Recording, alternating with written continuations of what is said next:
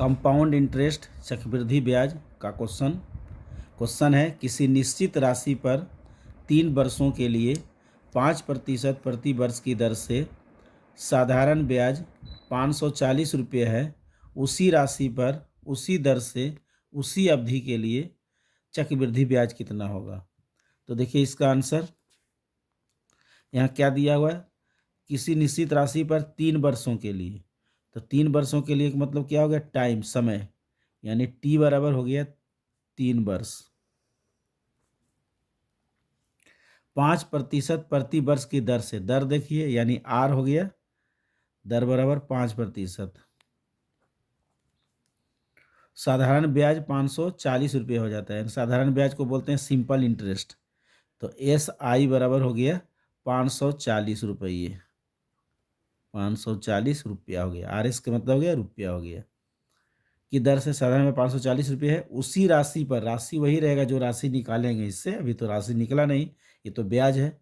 तो उसी राशि पर उसी दर से, दर वही रहेगा और वही अवधि, अवधि का मतलब समय वही रहेगा। चक्रवृद्धि ब्याज क्या है, तो हम पहले साधारण ब्याज का सूत्र लिख देते हैं। एस आई बराबर होता है साधारण ब्याज बराबर मूलधन, पी से मूलधन हो गया, टी से समय हो गया, गुना आर। ब्याज बराबर क्या होता है, मूलधन गुने समय गुने दर बटा 100। यही सूत्र पर पहले ब्याज निकाल देंगे साधारण ब्याज के द्वारा, साधारण ब्याज के द्वारा, ब्याज तो दिया हुआ है, साधारण ब्याज के द्वारा मूलधन ज्ञात कर लेंगे।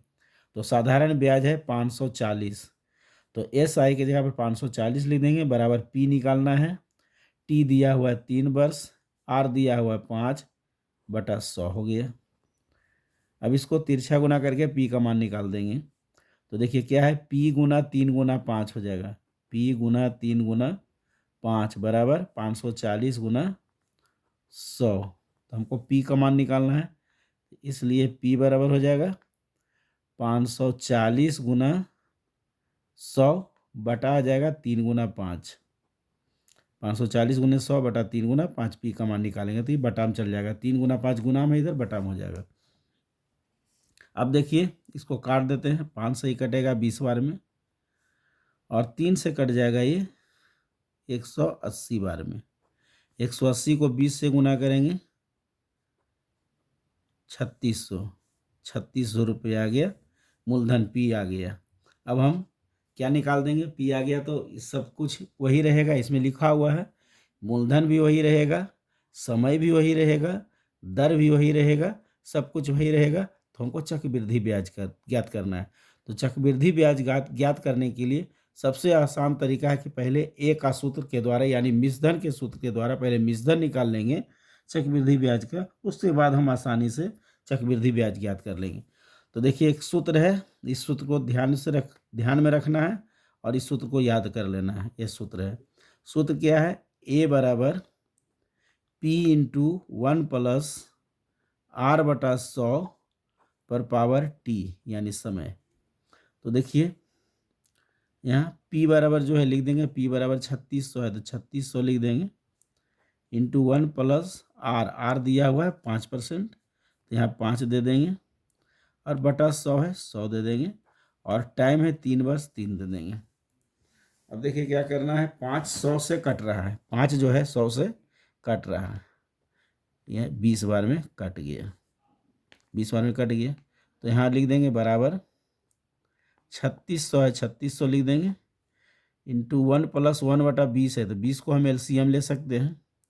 देखिए 20 को एलसीएम लिया तो 20 को 1 से गुना करेंगे, यहाँ 20 हो जाएगा, 20 को 1 से गुना करेंगे यहाँ 20 हो जाएगा, प्लस 1 है तो 1 यहाँ हो जाएगा, पर पावर 3 हो जाएगा, बराबर हो गया 3600 गुने 20 और 1 कितना होता है 21, 21 बटा 20, इसको 3 बार लिखना है, गुना 21 बटा 20 गुना 21 बटा 20, 3 बार लिख देंगे। अब देखिए इसको काट देना है, ये कटेगा, 2 जीरो कट गया, 2 जीरो कट गया, 2 से कट गया ये 18 बार में, और ये 2 से कट गया 18 बार में, फिर 2 से कट जाएगा 9 बार में। अब हमको गुना कर देना है, क्या गुना आ गया, यहाँ गुना देखिए आ गया 9 गुना, ये ए बराबर सब निकल रहा है, ए बराबर निकल रहा है, ए बराबर क्या निकला 9 गुना 21, फिर गुना 21 बटा 20। अब सबको गुना कर देना है। देखिए सबको गुना कर रहे हैं, तो सबको गुना किया गया तो आया 83,349 बटा 20। अब 20 में से इसको भाग देंगे, तो देखिए इसमें 20 से भाग दिया गया, तो भाग देने पर आया है 4,167.45 रुपया। ये आया ए का मान, ए बराबर ये आया ए बराबर।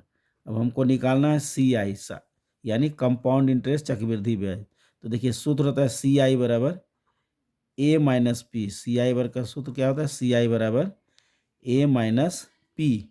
तो ए बराबर जो है लिख देंगे, ए बराबर जो आया क्या आया 4167.45 माइनस पी।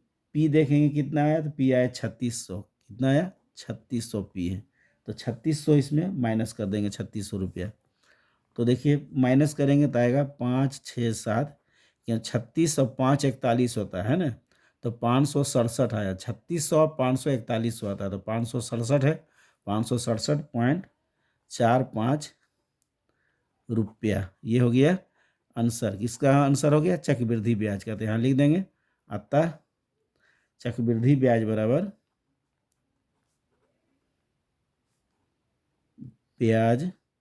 चक्रवृद्धि ब्याज बराबर कितना आया? 567.45 रुपया। ये आंसर हो गया। यहाँ भी सी आई लिख देंगे, यानी चक्रवृद्धि ब्याज इतना हो गया। तो आपको चक्रवृद्धि ब्याज का क्वेश्चन का हल करना आपने सीख लिए हैं।